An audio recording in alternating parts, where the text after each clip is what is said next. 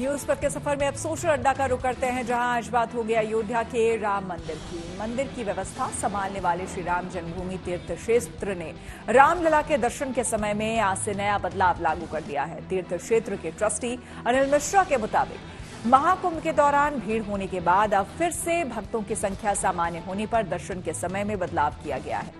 नए दर्शन के समय के अनुसार सुबह 4 बजे मंगला आरती के बाद 4:15 बजे से 6 बजे तक मंदिर के कपाट बंद रहेंगे।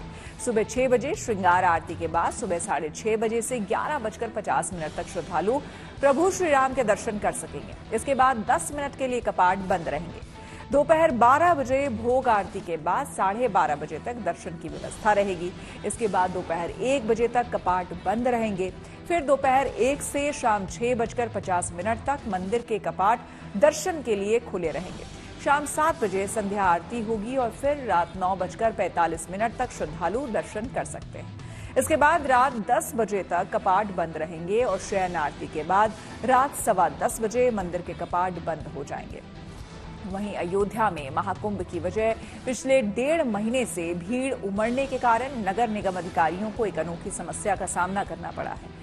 क्राउड मैनेजमेंट के कारण मंदिर में आवाजाही के नियम बदलने से बहुत से श्रद्धालु अपने जमा जूते चप्पलों को लेने नहीं आए।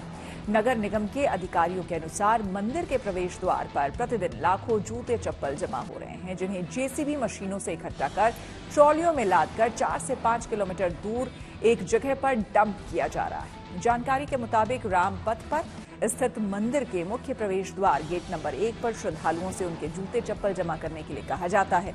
मंदिर परिसर में लगभग आधा किलोमीटर का चक्कर लगाने के बाद श्रद्धालु उसी गेट पर लौटकर अपने जूते चप्पल ले सकते हैं। लेकिन महाकुंभ के दौरान अयोध्या में आई भीड़ को नियंत्रित करने के लिए प्रशासन ने भक्तों को गेट नंबर 3 और दूसरे गेट से बाहर निकलने के निर्देश दिए। इस बदलाव की वजह से श्रद्धालुओं को अपने जूते चप्पल लेने के लिए 5 से 6 किलोमीटर की दूरी तय करनी पड़ती है। ऐसे में कई श्रद्धालु अपने जूते चप्पल वहीं छोड़कर नंगे पांव ही चले गए। अयोध्या के राम मंदिर में भक्तों की भारी भीड़ होने से और नियमों में बदलाव से श्रद्धालुओं को कोई परेशानी पर हमने कुछ लोगों से बात की और उनकी राय जानी।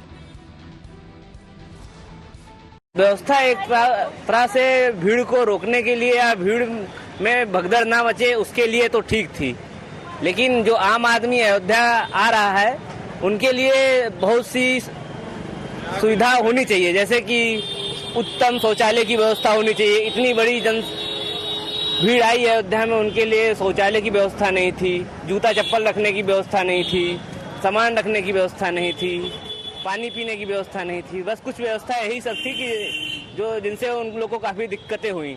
और रास्ता को इस तरह से बना दिया गया था कि उनको जहां आधे किलोमीटर में पूरा दर्शन हो सकता था, उनको कम से कम 5 से 10 किलोमीटर उनको इसी में घुमाया गया। व्यवस्थाएं प्रशासन ने भीड़ को काबू करने के लिए कही दी थी, बट इससे कोई अयोध्या के काफ़ी लोगों को इससे बहुत दिक्कतें हुई।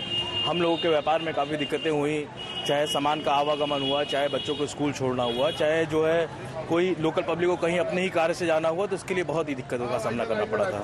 व्यवस्था क्या थी, जैसे अब बाहर की पब्लिक जो आई थी उनके लिए ठीक थी, बट जो यहाँ के लोकल आदमी थे, अब जैसे ये सामने मान लीजिए जाना हुआ तो यहाँ पे 10-10 मीटर पे पुलिस वाले खड़े हुए थे, आरएएफ वाले, तो वो जाने नहीं देते थे। आपका सामने घर है, आप सामान लेके जा रहे हैं, नहीं जाने देंगे, बोलते थे घूम के आइए वहाँ से।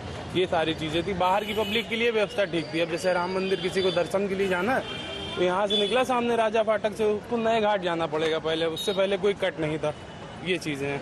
तो उन व्यवस्थाओं में कुछ न कुछ सुधार हो जाए। क्या सुधार आप चाहते हैं, क्या सुधार हो? जैसे अभी फिर से जनसैलाब आ जाए तो बीच बीच में कहीं बैरिकेडिंग हटा देनी चाहिए। जैसे इस समय यहाँ पे गैप है तो वैसे थोड़ी थोड़ी दूर पे गैप होना चाहिए लोकल पब्लिक के लिए। अब जैसे यहाँ पे श्री राम हॉस्पिटल के पास से अंदर नहीं आने देते, तेली बाजार के पास रोक देते हैं, आईडी दिखाने पे तब भी नहीं आने देते, आने नहीं देते, आईडी दिखाओ तब भी नहीं आने देते, कहते घूम के जाइए।